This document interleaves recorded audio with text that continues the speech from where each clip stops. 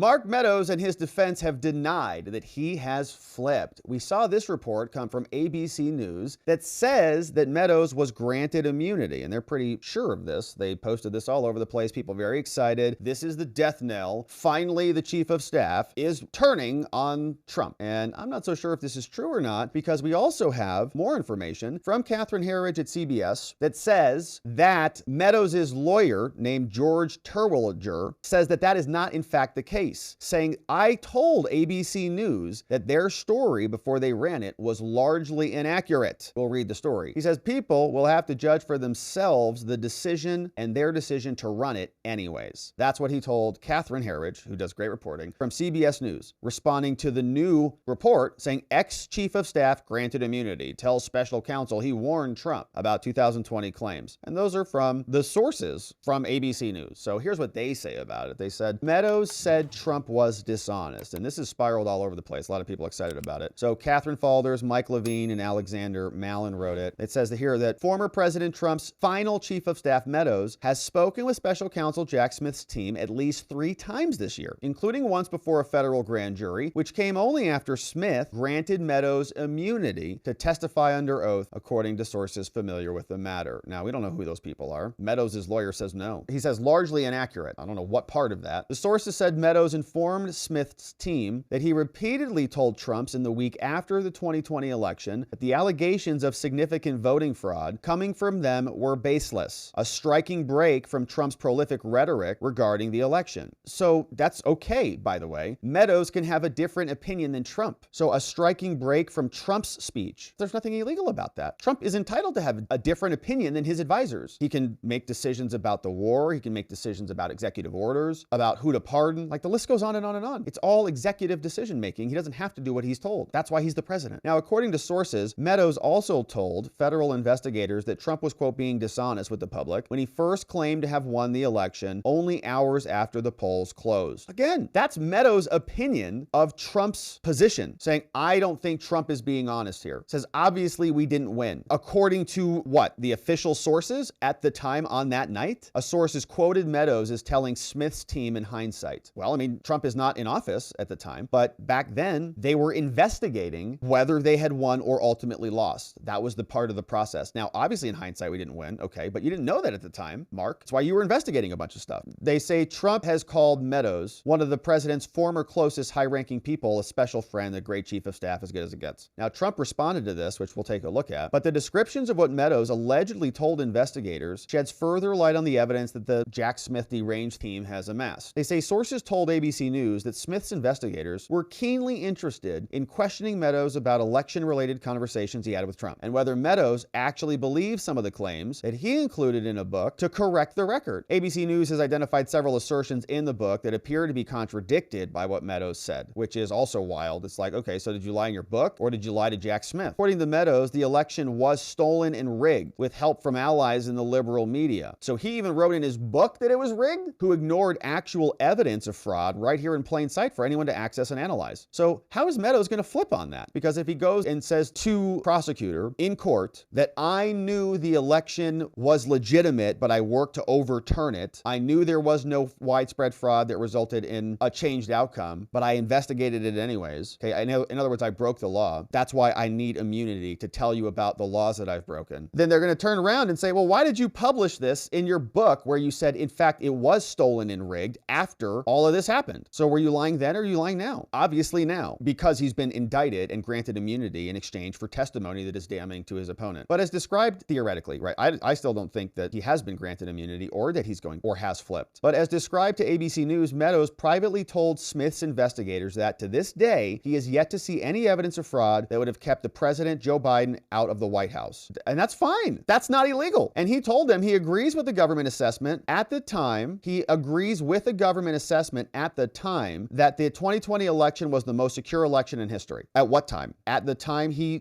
got the report and told Trump And again, these are all opinions. Like, this is why this is so ridiculous, because Trump can have a different opinion. It doesn't matter what his opinion was. Mark Meadows went to Trump with a million opinions, and Trump said, get out of here with that. Under the immunity order from Smith's team, which nobody's seen yet, maybe they've seen it, the information Meadows provided to the grand jury earlier this year can't be used against him in a federal prosecution. They say that immunity came after a lawyer for Meadows requested that his client be immunized to testify before the grand jury. So then why did he get prosecuted? A senior DOJ official signed off on the request, and an immunity order was then issued by Judge Boasberg. Okay, so that sounds like legit. Like, it sounds like they've seen it. The chief judge. Had Meadows not been granted immunity, prosecutors expected him to invoke his Fifth Amendment rights, obviously. So the immunity would mean that he doesn't get charged. Now, he has been charged in the Georgia Fannie case, and so that immunity didn't extend to that if they granted it, but maybe this is what's keeping him out of being charged federally. Saying, we did win this election, Trump declared. Meadows told investigators that he's long believed Trump was being dishonest when he made that statement. This statement, that it was all a major fraud, and frankly, we did win this election. So Meadows said that he thought Trump was being dishonest, and I think Trump was being truthful. I think that there was a major fraud all over the place, and we've gone into this at length here. So Mark is allowed to have a different opinion. He can say, I think Trump is being dishonest, and that is his opinion. Doesn't mean Trump is being dishonest. Nevertheless, public testimony is shown in the weeks after the election. Meadows helped Trump vet allegations of fraud that were making their way to people all over the place. Meadows says publicly that he believed a number of allegations still warranted further investigation. Well, thank you for admitting that, Mark. And that he, quote, hadn't reached a conclusion on the election by late December, right? Because he was investigating it. So my point is, even if he's offered immunity, like, what is he going to testify to? He's going to come in and say, yeah, I mean, I disagreed that maybe it was as fraudulent, but I maybe I agree there was other things that were worth investigating, and I did those things, and so this is all proper. Now, obviously, he was in a lot of phone calls. As described to ABC News, Meadows told investigators from deranged thug Jack Smith that around the time there were many times that he wanted to resign over concerns over the way certain allegations of fraud were being handled, but he didn't leave because he wanted to help. He had a ghostwriter to help with his book, but sources told ABC News that when speaking with Smith's investigators, Meadows conceded that he doesn't actually believe some of the statements in his own book. Ah, gosh. So according to the sources, Meadows told investigators that he doesn't agree with what's in his book when it says our many referrals to the DOJ were not seriously investigated. So now he's like, no.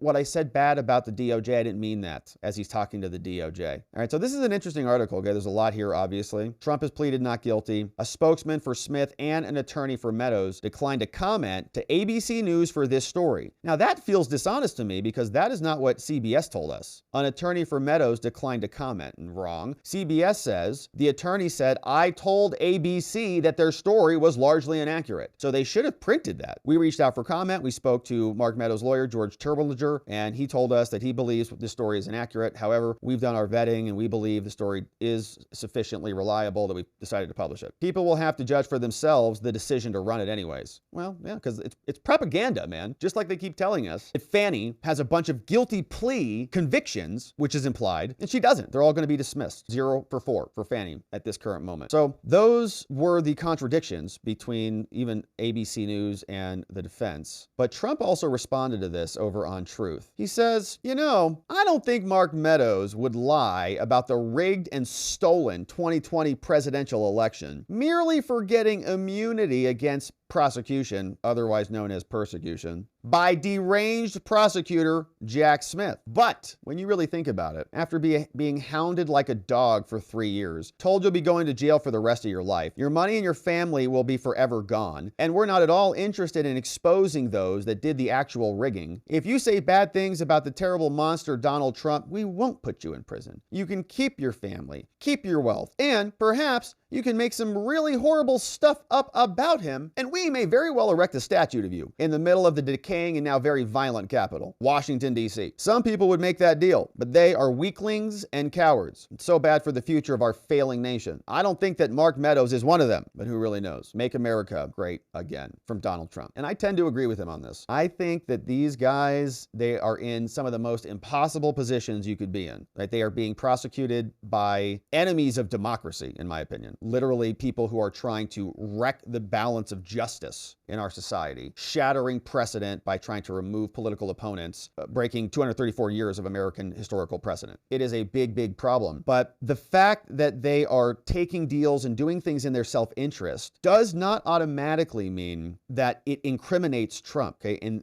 I say this specifically in the context of the RICO charges from Big Fanny, because as we've talked about there, those are all deferred adjudications, which means those charges will ultimately be dismissed and they will be exonerated from those convictions. Now, if they're doing that to go get Trump, that's a whole separate issue about unethical prosecutors using RICO charges to trump up charges against other people in order to go take out the person against whom they don't have enough evidence to prosecute individually, right? It's a grotesque abuse of what the law is supposed to be used for, and it's being used as a weapon in this country. So I think that Trump is giving him the benefit of the doubt here, and certainly we'll do the same. And we'll do the same for the other people who are also in this process, because I think that there is a much stronger benefit to keeping the people who are perhaps on the balance under the wing, inside the community, rather than castigating them and throwing them outside the community, which might cause them to react. Maybe it will cause them to shake loose. We might see a recreation of Cassidy Hutchinson, Clavicle Girl, who, from what we could tell, felt very scorned and then ran into the bosom of Liz Cheney and started making up stuff about Trump attacking people in the clavicle for her own self-interest, right? So we definitely don't want that to happen. And so Trump, I think, is playing the smart, giving Meadows the benefit of the doubt, standing firm that he has not done anything illegal. And so Mark Meadows is not going to turn on him as a result, because Mark Meadows was not also breaking the law. He's currently also a victim of political prosecution. Now, of course, we're going to continue to cover this, and we'll see. Mark Meadows might flip down the road and start singing from the rooftops, but time will tell. And we'll be here to cover it, my friends. Thank you for subscribing. Thank you for sharing this video with a friend or family member, and we'll look forward to seeing you on the next one.